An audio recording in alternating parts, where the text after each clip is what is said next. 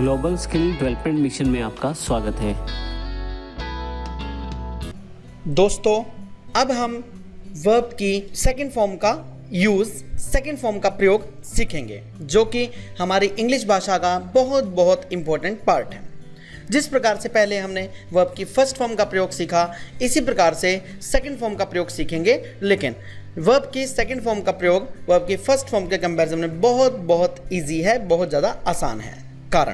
कारण ये कि जब हम वर्ब की फर्स्ट फॉर्म का यूज़ करते थे, वर्ब की फर्स्ट फॉर्म के लिए हम ये देखते थे कि एस या ई एस लगाना है, या फिर जब हम नेगेटिव में जाते थे वहाँ पर डू नॉट कहाँ पर लगेगा, डज नॉट कहाँ पर लगेगा, इस प्रकार से हम देखते थे। लेकिन अब बात करता हूँ मैं अगर वर्ब की सेकंड फॉर्म की, तो सेकंड फॉर्म के बारे में एक चीज़ बहुत क्लियर है कि जब भी हम वर्ब की सेकंड फॉर्म का यूज़ करेंगे तो इसके लिए सब्जेक्ट के कोई मायने नहीं हैं। Means I, you, we, they, plural, he, she, it, singular noun and name, या नेम्स भी अगर हों तो इन सब के साथ वर्ब की सेकंड फॉर्म का यूज़ होगा, यानी कि सब्जेक्ट प्लस वर्ब की second form plus rest of the sentence.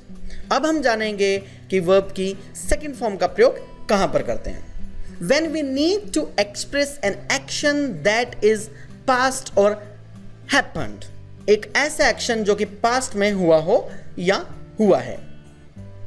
When we need to express an action which has completed in past and time, जैसे 5 PM, last day, yesterday, last evening, last month, past years, like that. When we need to express old habits, like यही हमारा school going boy बोलता है, Hi, my name is Vijay. I go to school at 9 every day. Today I went to school at 8.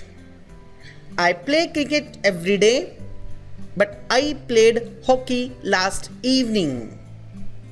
I did a lot of things in my free time yesterday. My father goes to market daily, but yesterday I went to market. I don't watch movies in cinemas, but I watched new movie last week with Ram. I study in school, but I worked in an office from 2012 to 2014. I go to Ram's home daily, but my friend Ram came to my home last night. इस प्रकार से जब भी हम किसी past के action की बात करें जो कि काम पास्ट में हुआ हो, उसके लिए हम वर्ब की सेकंड फॉर्म का यूज करेंगे, यानी कि गो हमारी वर्ब की फर्स्ट फॉर्म, वेंट हमारी वर्ब की सेकंड फॉर्म। अब कुछ उदाहरणों से हम इसकी हिंदी ट्रांसलेशन समेत पास्ट की वर्ब की सेकंड फॉर्म का यूज देखेंगे। फार्मूला सेम वही, सब्जेक्ट प्लस वर्ब की second form plus rest of the sentence. He went to school yesterday, वह कल स्कूल गया था। She went to office last week, वह पिछले हफ्ते ऑफिस गई थी। They reached in office at 10 yesterday, वे कल 10 बजे ऑफिस पहुंचे। I told him to give exam last week, मैंने उससे पिछले सप्ताह परीक्षा देने के लिए कहा था। You wrote an essay in last competition, तुमने पिछली प्रतियोगिता में एक निबंध लिखा था। The car ran fast on new road, car नई सड़क पर तेजी से भागी। यू पास्ड योर एग्जामिनेशन, तुमने अपनी परीक्षा पास की। He delivered a unique speech in last meeting, उसने पिछली मीटिंग में एक बढ़िया भाषण दिया था। They played piano on Ajay's birthday, उन्होंने अजय के जन्मदिन पर पियानो बजाई। We refuse them to go for party last night, हमने कल रात पार्टी पर जाने के लिए उनको मना कर दिया। नेगेटिव सेंटेंसेस, जब हम सेकंड फॉर्म के पॉइंट ऑफ व्यू से नेगेटिव सेंटेंसेस का प्रयोग करते हैं तो हमारी पास्ट इंडेफिनिट की helping verb only and only did है जिसके साथ हमारा नोट लग जाएगा।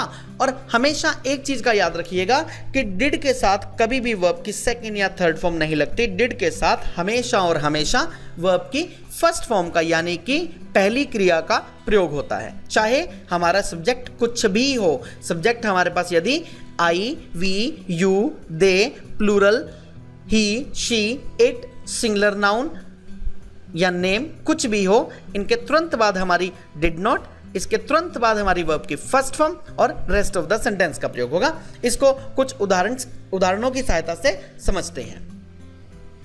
He went to school yesterday. He didn't go to school yesterday. यानी कि हमने सिंपल सेंटेंस को निगेटिव सेंटेंस में कन्वर्ट किया। She went to office last week. She didn't go to office last week. They reached in office at 10 o'clock yesterday. They didn't reach in office at 10 o'clock yesterday. I told him to give exam last week. I didn't tell him to give exam last week. You wrote an essay in last competition.